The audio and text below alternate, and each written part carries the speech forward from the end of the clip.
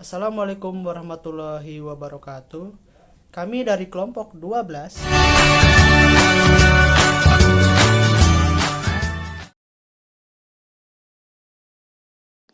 Di sini kelompok kami akan meneliti dua objek kajian sastra banding antara kisah Jaka Tarub dari Indonesia dan kisah Tanah Bata dari Jepang.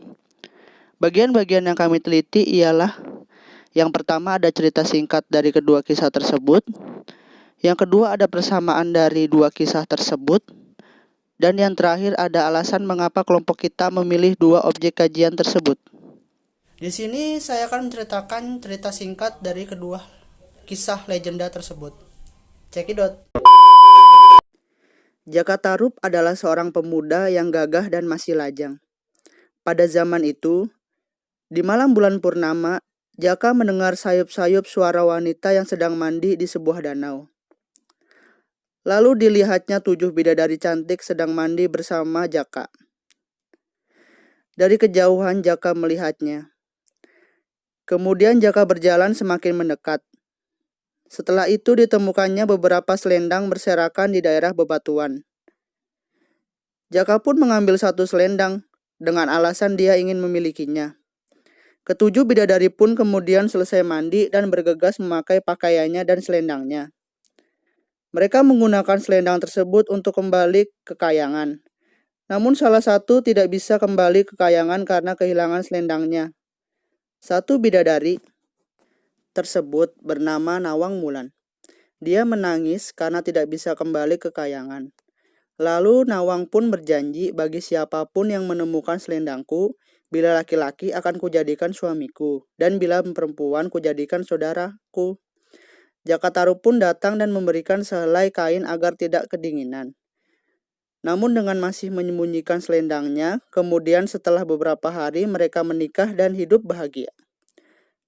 Di suatu hari, suatu kejadian terjadi. Nawang pun menemukan selendangnya di rumah Jaka. Nawang pun baru bersadar, ternyata selama ini yang mencuri selendangnya adalah Jaka. Nawang pun marah lalu pergi kembali ke kayangan. Jaka pun sedih meratapi hal tersebut, padahal dia sudah terlanjur cinta kepada Nawang. Sedangkan legenda Tanah Bata menceritakan tentang petani biasa. Dia adalah Keng Yu. Keng Yu adalah pemuda yang baik hati dan jujur. Suatu ketika, Keng Yu menemukan selendang indah sekali. Lalu dibawanya selendang itu pulang ke rumah. Namun dalam perjalanan, Keng Yu mendengar suara tangisan wanita. Dia adalah Orihme, bidadari dari kayangan. Orihme menangis meminta untuk selendangnya dikembalikan padanya. Selendang itu merupakan cara agar kembali ke kayangan. Selendang tersebut hilang. Ketika Orihme mandi di telaga, melihat kejadian tersebut, Keng Yu enggan untuk mengembalikan selendang tersebut karena Keng Yu jatuh cinta terhadap Orihme. Keng Yu pun mengajak Orihme untuk menikah, dengan alasan dia sudah tidak bisa kembali ke kayangan lagi. Akhirnya pun mereka menikah dan hidup bersama.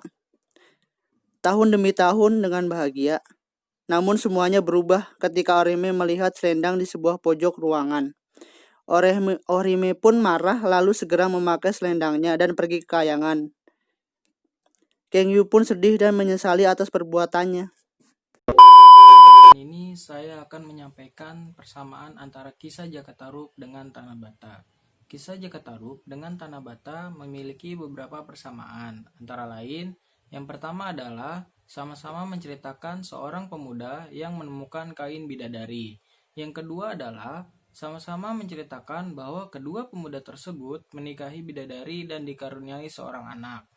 Yang ketiga adalah rahasia yang selama ini disimpan dengan rapat sama-sama terbongkar. Yang keempat adalah kedua pemuda tersebut akhirnya sama-sama ditinggalkan oleh bidadari tersebut kembali ke kayangan. Saya Sasmita Wali. Pada kesempatan kali ini saya akan mengemukakan alasan kenapa sih kelompok kami memilih legenda Jaka Tarub dan Tanah Bata sebagai objek kajian.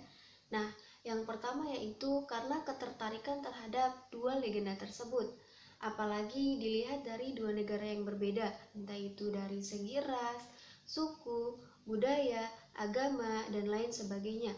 Dan yang kedua yaitu karena memiliki kemiripan cerita sehingga membuat kelompok kami merasa ada kemudahan nih untuk mengkaji dua legenda tersebut.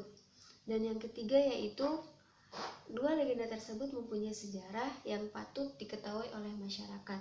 Nah, itu sih 3 alasan kenapa kelompok kami memilih dua legenda tersebut untuk dikaji.